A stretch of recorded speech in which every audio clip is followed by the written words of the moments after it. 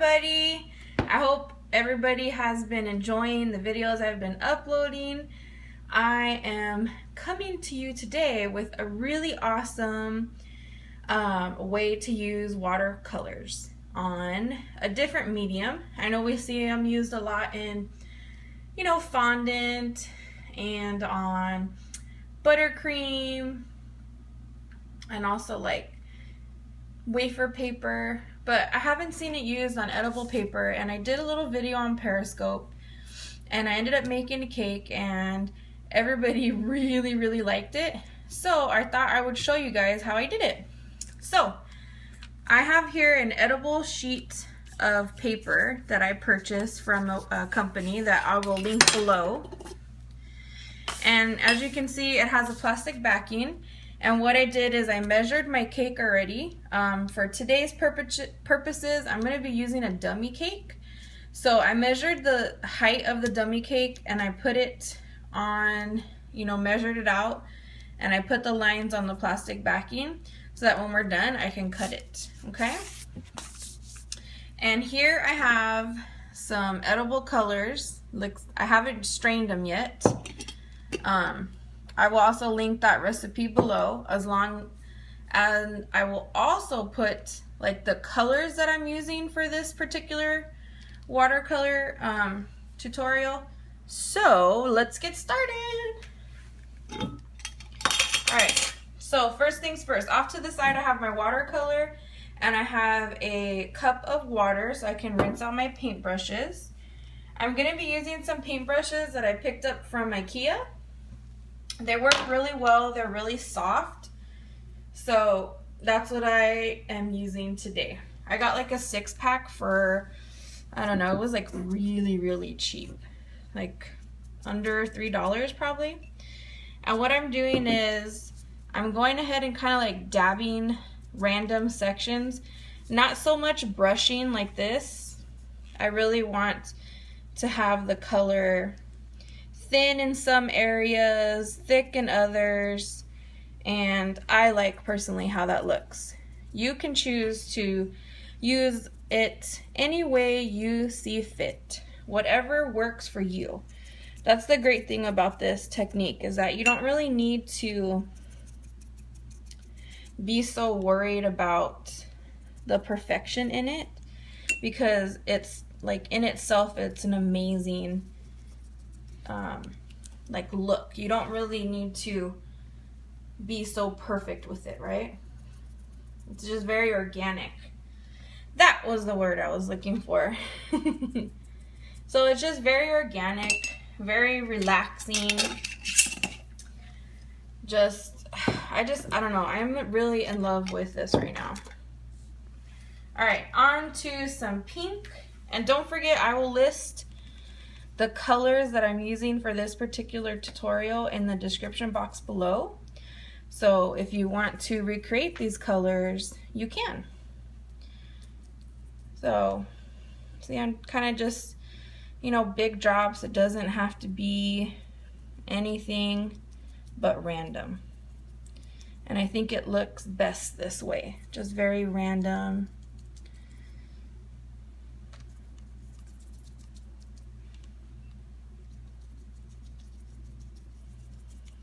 Alright, so that's good for pink for me. And I'm making sure I'm closing up my colors nice and tight, so that way they're not evaporating. So this is what we have so far. As you can see, the colors, they just kind of blend on their own. You don't have to force it or anything. This next color is probably one of my favorites. I love the color teal. It has a lot of really beautiful meaning to me. It's also the color for ovarian cancer. So I love using teal whenever I can in my caking or cooking, or not cooking, like cookieing, like, cookies, not cooking like food, but actual cookies. So I try to incorporate it as much as I can. I used to make purses That's where the whole craft comes from my name, Cakes and Crafts by Kass. And I would sew into the liner of my purses a teal ribbon. So it's kind of my way of having my grandma in my sewing projects because she taught me how to sew. You know, little things like that. And then I'll add some splatters. And as you can see, this technique is like really fast, like super fast. When you're not talking to, you know, on a tutorial, it's even faster. So, you know, it's I definitely think for a quickie cake, like, you know, last minute order or what have you, you can really crank it out and give your client a really beautiful cake. And you won't stress out about it, you know? I think that's the fun part about caking, when you can enjoy it. Because it can be very stressful, you know? But this is definitely fun for me. And if you guys aren't following me on Periscope, it's the same handle that I have here, Cakes and Crafts by Kass. You really should. We're having tons of fun. I'm doing a weekly cooking episode on Sundays, and everybody's cooking along and tagging me on Instagram, and it's really fun, you guys. So if you're not following me, I will list all my social media links in the description below, and you can make sure you can join in on the fun. All right, last color. This is probably my second fave, and it's a purple color. All right, and here we go.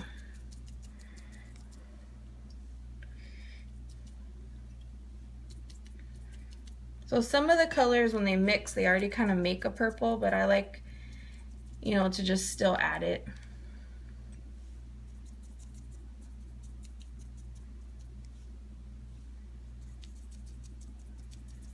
And you can leave like some white behind if you want. I'm gonna go ahead and cover this all up.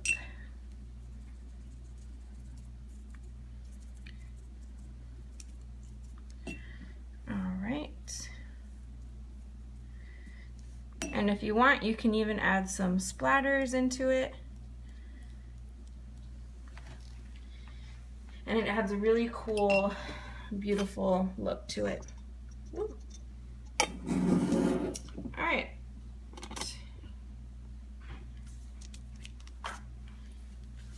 Let me grab one more thing.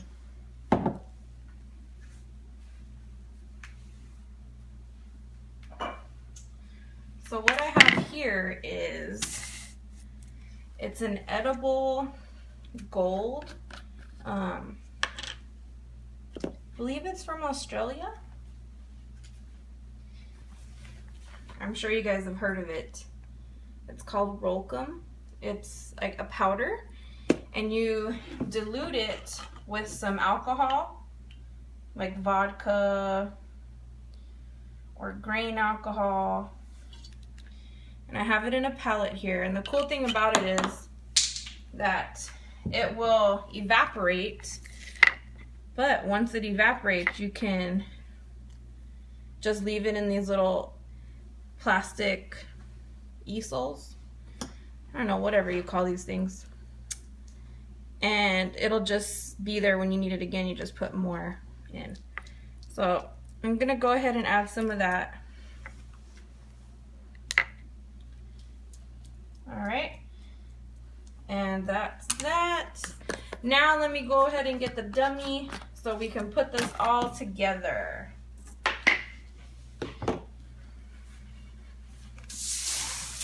Move that to the side. And here's our dummy cake. It's a 6-inch dummy that I have adhered with some super glue. And I went ahead and pre-made the top. And all I'm going to do is attach that with some piping gel. Now the thing with this technique, if you're going to be using an edible sheet or sugar sheet, they're also called sugar sheets, they tend to warp wherever you put this piping gel. So use it very liberally. You don't need to coat the whole entire cake, whether it's buttercream, like American buttercream or fondant. You don't need to coat the entire thing, just where you need it to stick. So as you can see, I'm only doing the edges. And I'm not getting really crazy with it. I'm making sure I don't have a lot of excess. And let me grab this. So I've peeled this off the plastic backing. Here, so you can, that's what the back looks like. I'm gonna place this on.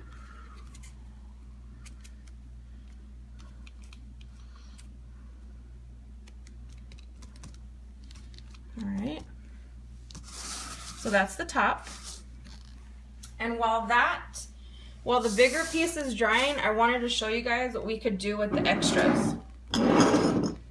So let me show you. So when I cut out the circle, I had extras left over. And you don't want to throw these away, guys. They're really useful. You don't have to have any waste when it comes to this particular use of edible sheets. I couldn't think of the word.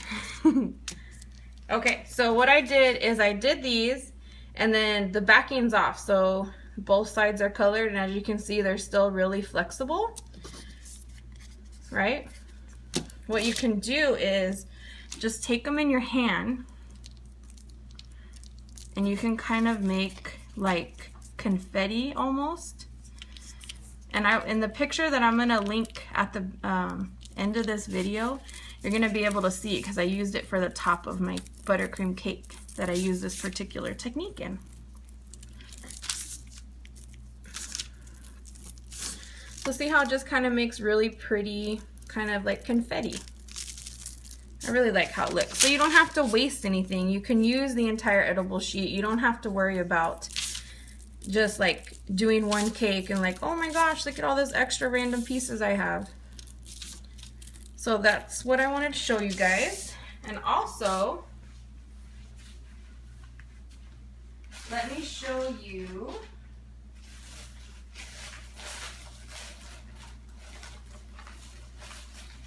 what else you can do with it.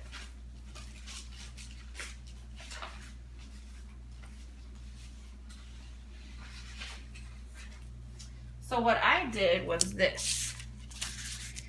I took strips like this and I weaved them. Like if you've ever gone to like, you know, in school you weave, right? So that's what the back looks. And I went ahead and I weaved some of it, and I thought, how cute would that be for like a cupcake topper, very, you know, geometric. And you can like weave a whole entire piece and wrap it around the cake. I also went and kind of sketched a little bit on one of them, and I really like how it looks. So lots and lots of techniques that you can use for this edible image sheet with the watercolor, guys. It's very versatile. And if you make this, you know, please feel free to tag me on your social media so that way I can see what kind of things you're making with the edible sheets and the watercolor. All right, so this is pretty much dry. It's dry enough for me to go ahead and cut it. So let's do this. All right. And your hands will get color on them, but it's okay.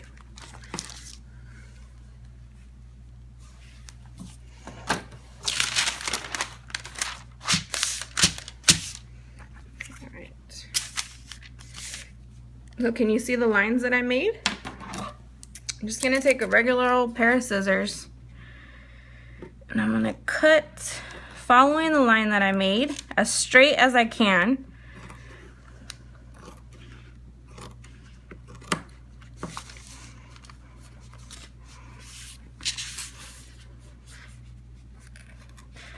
And at this point, I still have the plastic backing on.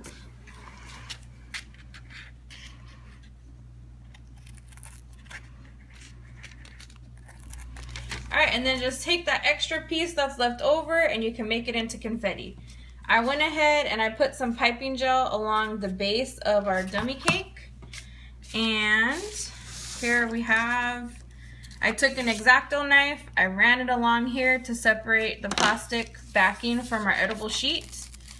I'm gonna pull it off very carefully since it's still a little wet, it's a little bit fragile. And let's see, let me get some help from my X-Acto knife. Or we'll just actually go like this. Kind of cut it, there we go.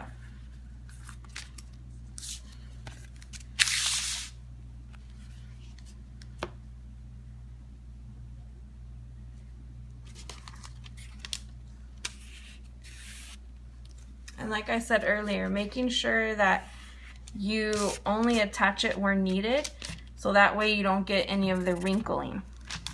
Okay, let me grab this other piece here.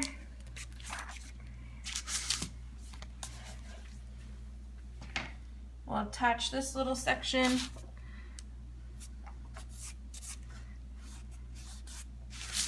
And I did go ahead and have a little bit of an overlap when I cut this, because I like how that looks. All right.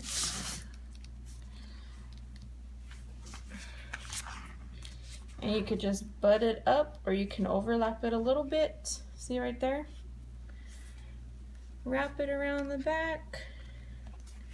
And then it's meeting up right there. We'll go ahead, add a little bit of piping gel.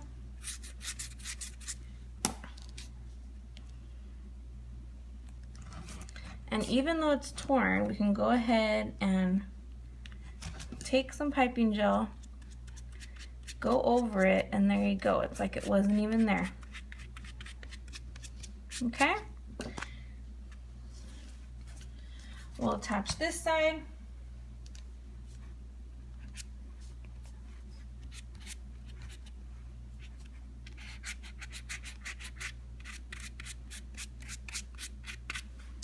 And there you go, guys. I mean, it doesn't get much easier than that. Let me go ahead and show you what it looks like. So that's how it ended up looking. As you can see, it's really pretty. That's how the top looks. I did have a little lip along the top right here. I really like how that looks, especially when you're looking at it directly like this. It looks really good. The seams, they're not too bad. This was pretty torn, so I could go and just adhere it a little bit better. There's the back of it, or the front, whatever I decide.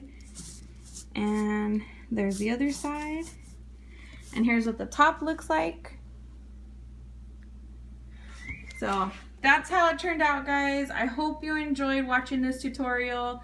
I will have all my social media links down below, as well as the link to my Periscope and Instagram. And if you do use this edible sugar sheet watercolor, I would love to see what you create, so please feel free to tag me. I hope you have a great day, and as always, peace and kitchen grease. Bye!